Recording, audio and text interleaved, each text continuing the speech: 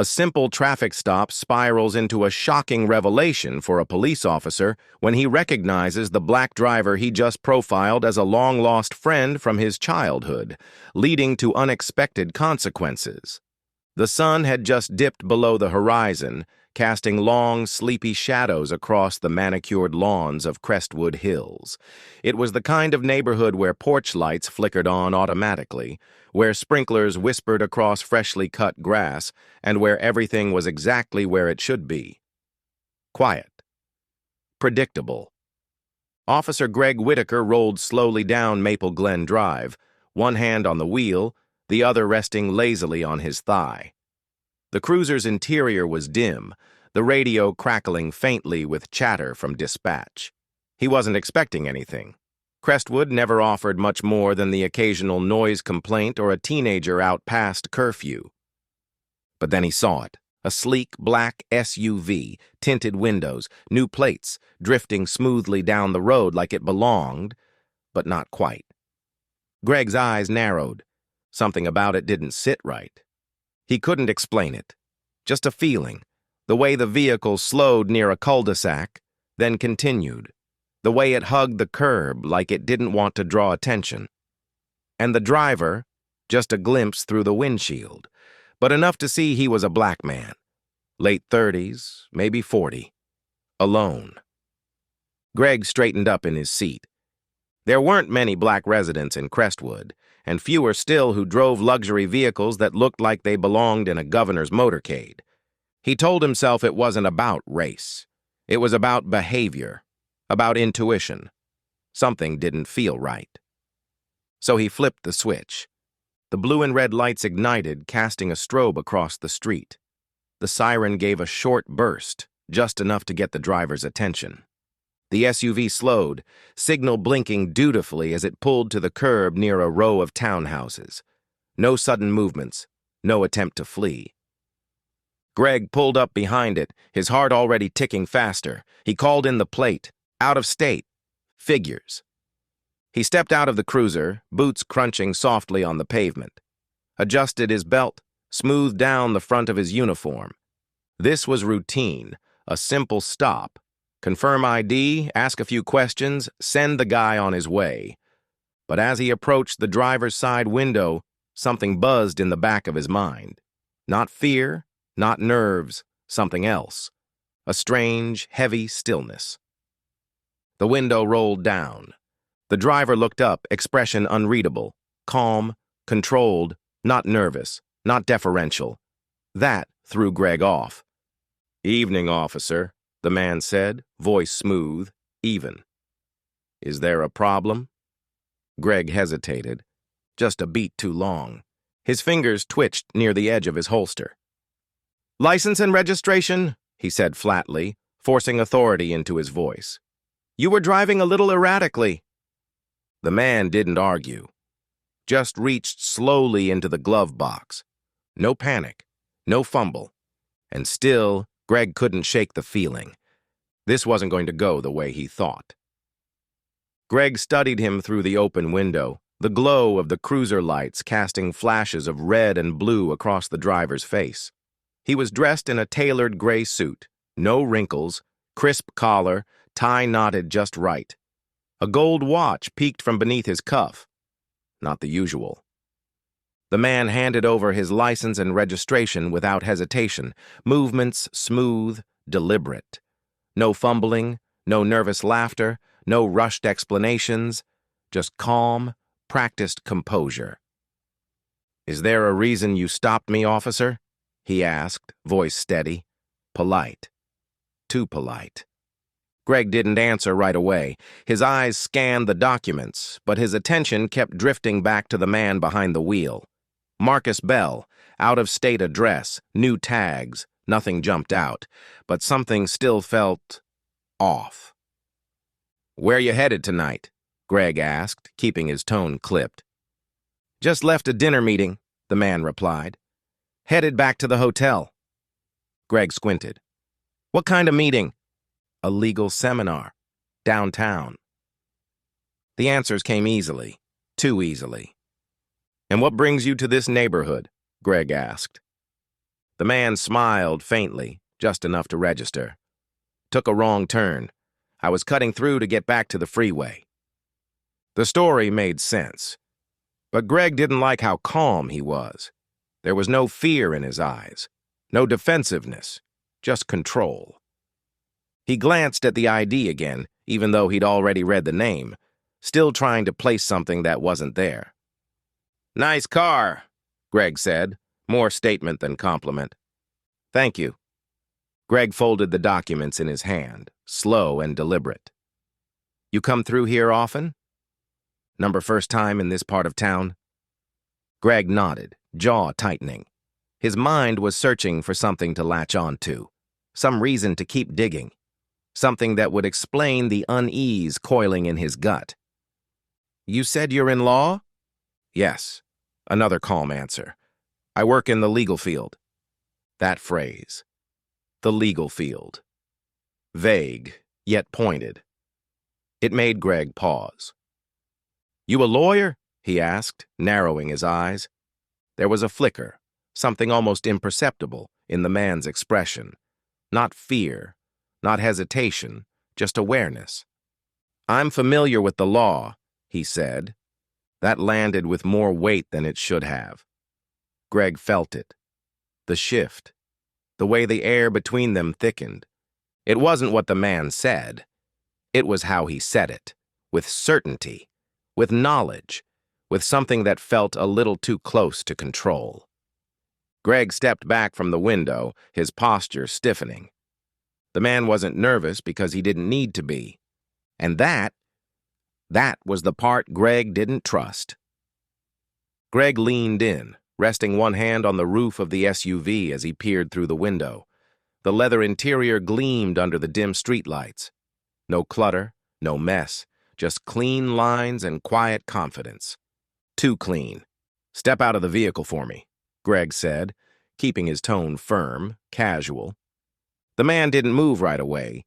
He turned his head, meeting Greg's gaze with measured calm.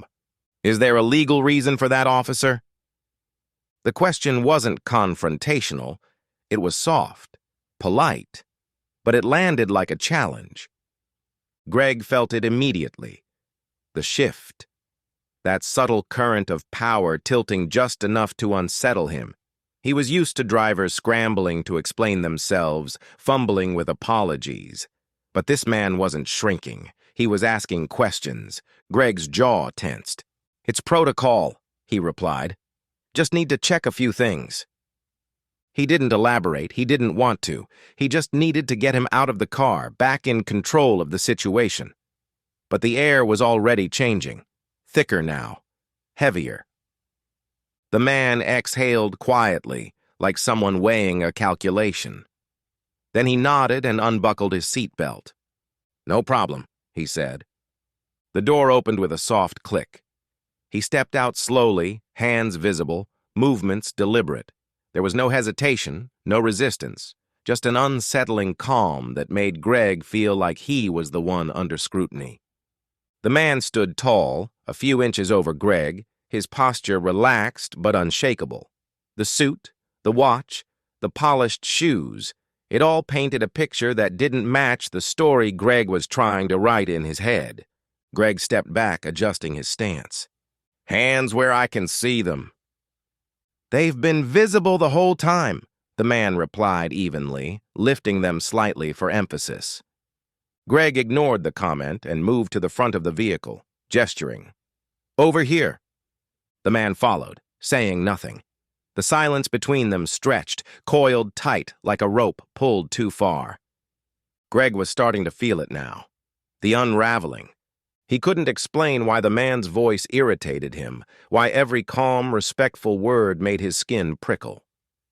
Maybe it was the way he stood, like he had nothing to prove, nothing to fear. Or maybe it was the question still ringing in Greg's ears. Is there a legal reason for this? Because if he had to answer that honestly, he wasn't sure what he'd say. The man placed his hands on the hood without a word. Fingers spread, posture steady. He wasn't tense. He wasn't flinching. He just stood there, composed, as if this wasn't the first time he'd been in this position. and it probably wasn't. Greg stepped in behind him, close enough to feel the residual heat coming off the engine. His hands moved quickly, over the arms, down the sides, across the back. It wasn't a search, it was a statement. The man didn't react. No jerk, no protest, no stiffening muscles or flicker of fear. Greg's hands slowed, if only because there was nothing to find. No bulge under the jacket, no flash of metal, no scent of anything illegal. Just smooth fabric and calm silence. He hated that silence. "You from around here?" Greg asked, voice low as he circled. "I told you. I'm visiting for work." Greg moved to the other side, brushing down the legs. Clean. Crisp slacks. Nothing hidden. Still, he lingered. Not because there was something wrong, but because something felt wrong. Not with the man, with the moment. Greg stepped back, folding his arms, watching him. "You seem awfully confident," he said, the words slipping out before he could filter them. The man turned his head slightly, just enough to be heard. "Should I not be?" Greg didn't answer, because honestly, he didn't know. He was used to people explaining themselves, tripping over their own sentences, asking if they were free to go. He wasn't used to composure, especially not from someone who looked like this, in a neighborhood like this. It threw him off balance. "You do this kind of thing often?" Greg asked. The man didn't move. "Being pulled over for no reason?" There was no edge in his voice, no sarcasm, just a simple, matter-of-fact truth that Greg didn't want to acknowledge. He shifted his weight, glanced back at the cruiser as if it might offer an excuse for how things had gotten here. But the flashing lights offered no cover, no justification. "You can never be too careful," Greg muttered. The man's head turned a little more, just enough to lock eyes with him over his shoulder. Careful. Or suspicious. Greg stared at him. For a moment, he had no answer. No real one, anyway. He cleared his throat, trying to reset the moment. But it didn't reset. The man hadn't backed down. He hadn't pleaded. He'd passed the test Greg had invented, and somehow, that only made Greg more uneasy. Because it meant this wasn't about danger, it was about control. And the longer this went on, the more obvious it became. Greg wasn't the one holding it. Greg stood still, the words hanging between them like smoke in the air. Confidence isn't the issue. Accountability is. It wasn't said with heat. No bite, no raised voice, just calm. Too calm. Like the man had spent his whole life preparing for moments like this and had long stopped being surprised by them. Greg felt his chest tighten just slightly. He wasn't sure why it got to him. Maybe it was because the line sounded rehearsed, but not in the way a lie does. In the way truth does, when it's been lived, not just learned. He stepped forward again, squinting into the fading light. "Who are you?" The man turned his head slowly, both hands still resting flat on the hood, posture steady, unmoved. "Someone who knows the law," he said, his voice even, "and knows how often it's used as a weapon instead of a shield." Greg shifted. The words weren't loud, but they landed with force. He scanned the man again, as if the answer might be hiding in the lines of his suit or the way he carried himself. Something about him didn't add up. "You got a background in law enforcement?" Greg asked, fishing. The man didn't answer right away. He just gave a small, knowing smile, almost imperceptible. "I've seen what happens when people forget what the badge is supposed to mean." Greg felt a flicker of irritation rise in his chest. The man wasn't being disrespectful. That's what made it worse. There was no anger, no panic. Just precision. Poise. Like he knew exactly where this was going before it started. "You think you know how this works?" Greg said, trying to push. "I do know how it works," the man replied. "I also know how it should work. There's a difference." Greg stared at him, hands twitching at his sides. His authority, his comfort, was slipping through his fingers like sand. He wasn't used to being questioned. Not like this. Not by someone so calm, so controlled. You know, most people in your situation wouldn't be so composed, Greg muttered. The man finally turned to face him fully, slow and deliberate. That's not my situation. That's your assumption. Greg blinked. That one hit deeper than he expected. He opened his mouth to say something, anything, but no words came out. He'd started this stop in control, confident he knew what kind of man he'd pulled over. Now, he wasn't sure of anything, only that whoever this was, he wasn't just another driver. He was something else entirely. And Greg had just made a mistake he couldn't walk back. The man's eyes didn't leave Greg's. His hands moved slowly, deliberately, no sudden motions, nothing that could be mistaken for a threat. Just calm, practiced precision. "I'm going to reach into my jacket," he said, voice low. "Just so we're clear." Greg didn't respond right away. His hand hovered near his holster, instinct pressing hard against reason. He gave a small nod, tight and jerky. The man reached inside. No hesitation, no fear. He pulled out a worn, black leather wallet, flipped it open with one hand. Inside, gleaming beneath the dull streetlight, was a gold shield. "Marcus Bell," he said, voice steady. "Assistant District Attorney. For this county." Silence. It crashed into Greg like a wave. Cold, disorienting, impossible to ignore. His eyes darted from the badge to the man's face, as if trying to catch some mistake, a misprint, a fake, anything. But there was nothing to question. The badge was real. The title was real. And the man standing in front of him, the man he'd profiled, patted down, questioned without cause, was someone who had the power to change everything. Greg stepped back without meaning to, a half step that said more than words could. His hand dropped away from his belt. You're a DA?" he asked, voice lower now, smaller. "Assistant," Marcus corrected. "But yes." He snapped the wallet closed, sliding it back into his jacket like it wasn't the nuclear bomb it had just been. Greg's mind raced, all the questions he'd asked, the tone he'd used, the thin justifications. He replayed every moment in his head, and suddenly it all felt louder, more exposed. The body cam was on, every word recorded, every second documented. He tried to find his footing. That wasn't on your license," he stammered. "It's not supposed to be," Marcus said, "but it shouldn't have to be either." Greg didn't know what to say to that. He opened his mouth, but nothing came out. Marcus watched him carefully, not with gloating or anger, just a kind of quiet disappointment that sank deeper than rage ever could. Greg felt it. The power dynamic had shifted, completely and irrevocably. He wasn't the one holding the questions anymore. He wasn't the one in charge. And the man he had just treated like a suspect was one of the highest-ranking legal officials in the county. The silence stretched, thick, unforgiving. And Greg knew, without needing to hear it, that nothing about this stop was routine anymore.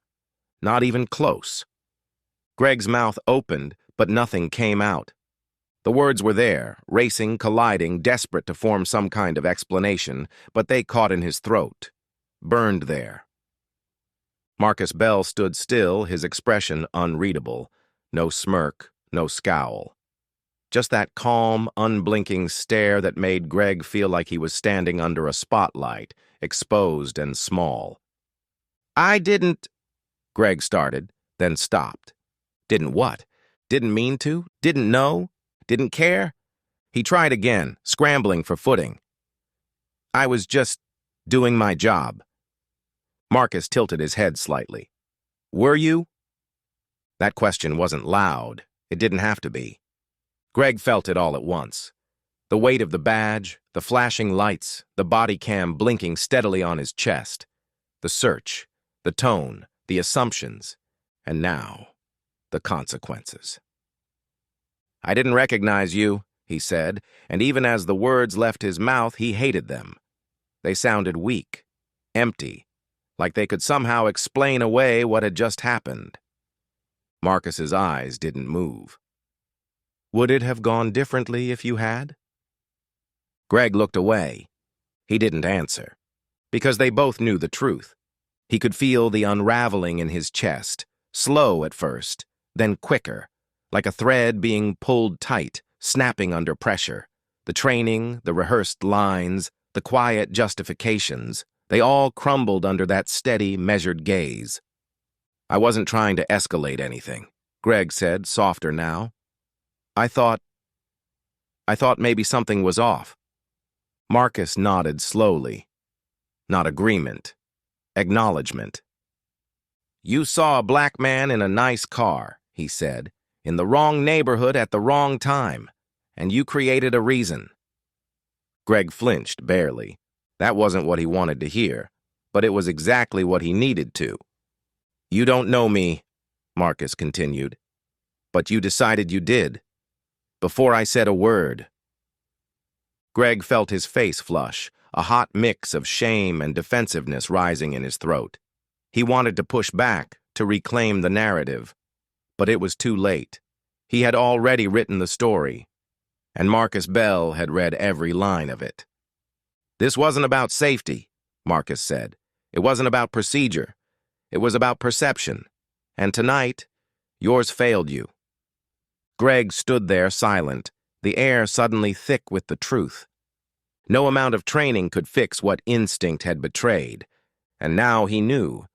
This wasn't going away quietly, not with who Marcus was, and definitely not after what had just happened. Marcus didn't raise his voice. He didn't need to. He stood in the same place, hands now at his sides, his posture calm, unshaken. The cruiser's lights still flickered behind them, casting restless red and blue shadows across the pavement, but the real spotlight was coming from him.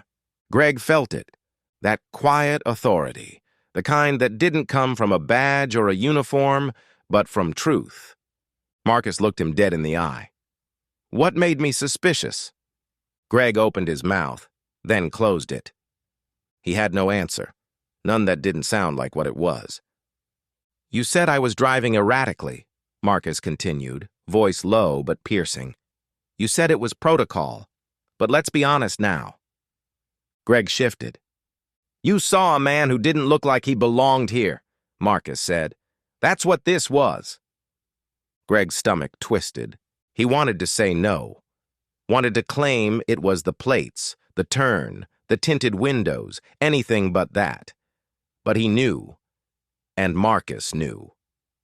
Would this have happened, Marcus asked, if I looked different? The question landed like a stone. It hung there, unflinching. Greg's jaw tightened. His throat felt dry. He didn't answer, because any version of no would be a lie. Marcus took a step closer, not aggressive, just present. How many others have had this experience with you? Greg looked down. The question wasn't just about tonight. It was about every night before. Every time he'd followed that feeling in his gut. Every time he'd stopped someone because they didn't look right for the setting, for the car, for the time of day. And every time he told himself it wasn't about race. Until now, he could feel it unraveling. All the silent justifications, the reports filed with vague language, the warnings issued with no violations.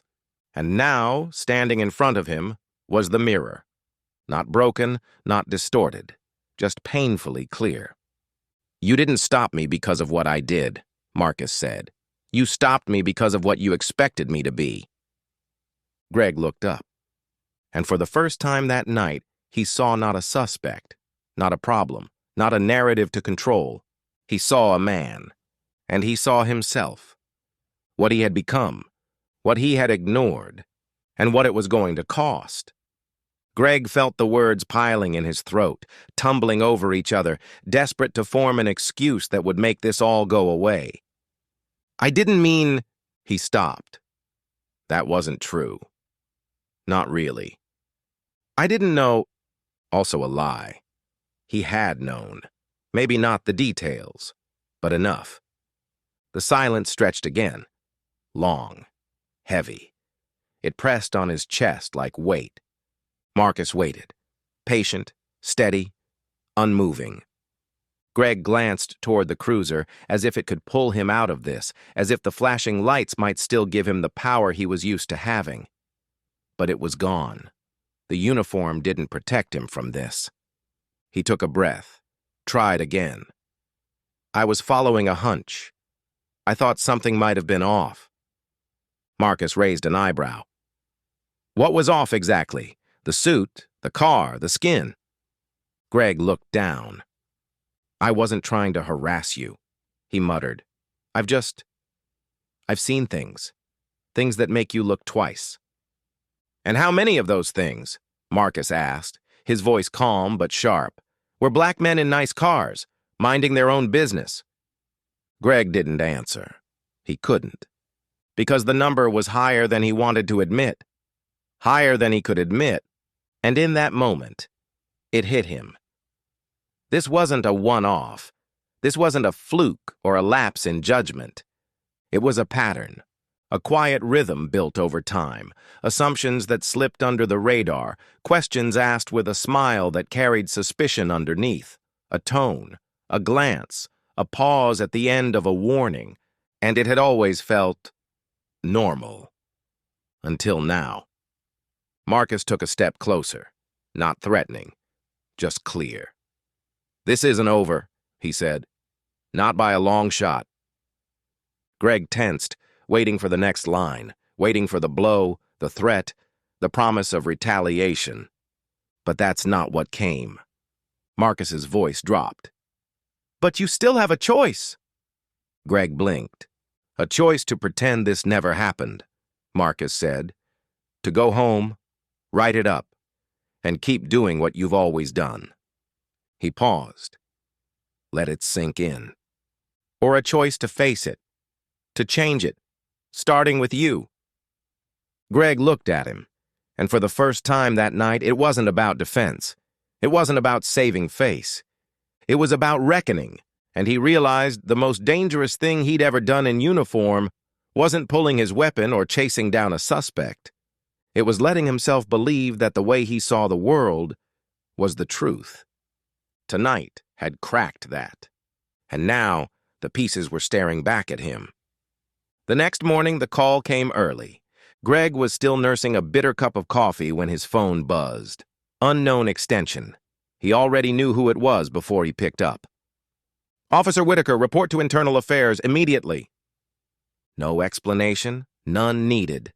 The walk down the sterile hallway felt longer than usual. The hum of fluorescent lights overhead, the faint echo of his boots on linoleum. He kept his head down, avoiding glances. But he could feel them anyway, like whispers he couldn't hear but knew were there. Inside the small windowless room, a monitor flickered on. The footage played. There he was, frozen in digital clarity, flashing lights behind him, voice clipped, posture rigid, every word recorded, every pause, every hesitation, every escalation, the way he circled Marcus Bell like a threat instead of a citizen. Greg sat still, arms crossed, trying not to flinch as he watched himself move through the scene. Detached, mechanical, wrong. A woman from Iowa sat across from him, flipping through a manila folder. Her expression was unreadable, her tone dry. A formal complaint's been filed, she said, not looking up. From the assistant district attorney. Greg swallowed. I know. She didn't offer sympathy. She didn't have to.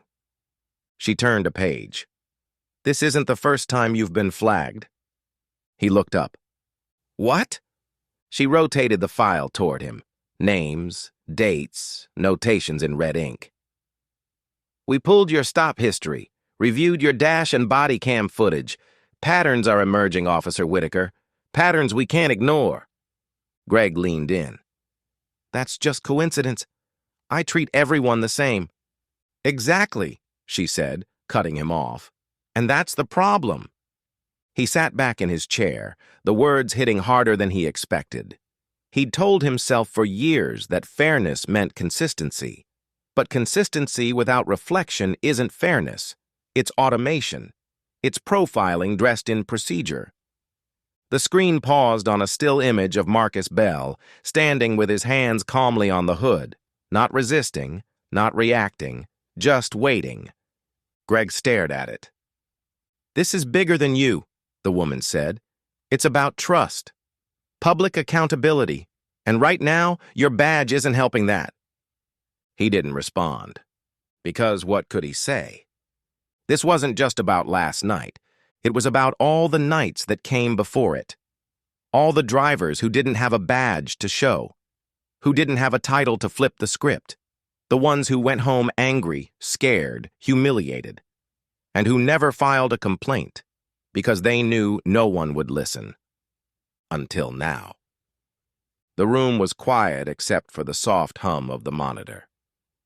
Greg looked down at the file. He wasn't facing one complaint. He was facing the truth, and there was no turning away from it anymore. The department couldn't contain it. Not this time. The moment Marcus Bell's name landed on the report, everything changed. This wasn't just a routine complaint. They'd crossed someone with weight, with credibility, with a platform. And he wasn't staying silent. The chief called for an immediate internal review, not just of Whitaker's stop, but of the entire department's stop and search practices. The numbers didn't lie. They rarely do. They just wait for someone willing to look. Within days, the press caught wind of it. Headlines spread. Assistant District Attorney profiled during routine stop. Questions of racial bias at Crestwood PD. The community responded. Angry, exhausted, vindicated. They'd known something was wrong. They'd felt it in the way certain people were treated, in the quiet indignities that never made the news. Now, they had proof. Public forums were scheduled. People packed in. Residents, activists, local pastors, teachers. Some shared stories. Others demanded change. But all of them carried the same message. Enough. And then Marcus stepped forward. He didn't have to. He could have let the department handle it. He could have kept his name out of the spotlight. But he didn't. At a press conference held on the courthouse steps, he stood behind the podium in a dark suit, no notes in hand, no anger in his voice, just clarity. "This isn't about one officer," he said, "and this isn't about vengeance." He paused. Let the silence breathe. This is about patterns, about the systems that allow suspicion to be a default, about the citizens who walk a little more cautiously, who speak a little more gently, because they've learned what happens when they don't. Reporters scribbled furiously. Cameras zoomed in. "I had a badge to protect me that night," Marcus said, "and even then, it almost wasn't enough. So ask yourselves, what happens to the ones who don't?" The question hung in the air like thunder after lightning. He didn't raise his voice. He didn't need to. The power was in the restraint, in the truth. "If I stay quiet," he said, "the next person may not have a badge to protect them, and I won't take that chance." Behind him, the courthouse stood tall, stone, cold, unmoving. But something had already started to shift. Inside the department, officers were being pulled into closed-door meetings, body cam footage reviewed, complaint logs re-examined. The quiet undercurrents no one had wanted to confront were finally being dragged into the light. Whitaker kept his head down. He knew what was coming. This wasn't just about accountability. It was a reckoning. Greg sat in his car for 10 full minutes before stepping out. The request had already been made, quietly, through a department liaison. He hadn't told anyone. Not the union rep, not his partner, not even his wife, because he knew how it would sound. He didn't want forgiveness. He wasn't chasing absolution. He just needed to understand. The conference room was quiet when he walked in. No uniforms, no reporters. Just Marcus Bell, seated at a long table with a closed folder in front of him. He didn't stand when Greg entered. didn't smile. But he didn't look away either. Greg sat across from him, the chair creaking under the weight of everything unsaid. For a long moment, no one spoke. Then Greg cleared his throat. "I'm not here to defend what happened." Marcus gave the smallest of nods. "Good. That would have been a short meeting." Greg managed a dry, humorless smile. It faded quickly. "I've been on this job 15 years, he said, long enough to build habits, to stop asking questions, to call it instinct when it was really something else." Marcus didn't interrupt. "I told myself I was being cautious. I told myself I was protecting the community." He looked up. "But I think I was protecting a version of it that only existed in my head." Another pause. "I've been suspended," Greg continued, "pending review. They gave me a choice, fight it or use the time for mandatory bias training. Retraining, they call it, like it's a software update." He shook his head. "But I don't think a few hours in a classroom's going to cut it." Marcus leaned forward slightly. "So what do you want?" Greg looked at him. Really looked. "I want to learn," he said. "Not from a slide deck, from people. From you. From the ones I've failed." Marcus watched him closely, searching his face for the angle. The performance. But there wasn't one. Just a man, stripped of pretense, sitting in the wreckage of everything he thought he knew. Finally, Marcus spoke. "You don't get points for showing up now," he said. "You should have shown up before. When it mattered." "I know," Greg said quietly, "but I'm here now, and I'm not walking out the same." Marcus sat back, folding his arms. "All right, let's start then." It wasn't forgiveness. It wasn't absolution. It was the beginning of something harder. A conversation that would stretch past this room, past these men. A crack in the wall where light could finally begin to slip through. Greg nodded once. And for the first time in a long time, he didn't feel like a cop trying to hold the line. He felt like a man finally ready to cross it.